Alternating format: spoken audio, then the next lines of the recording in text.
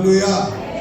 అదే భక్తులు నేర్పించిన మార్గము, భక్తులు నేర్పించిన విధానం.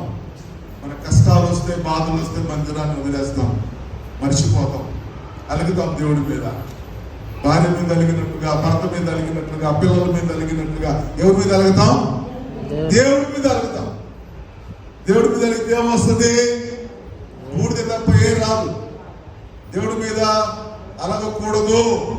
దేవునికి స్తోత్రం, హల్లెలూయా. యెహోవా దయాళుడు, ఆయనకు కృతజ్ఞతాస్తుతులు చెల్లించుడి, ఆయన కృప నిరంతరముండును.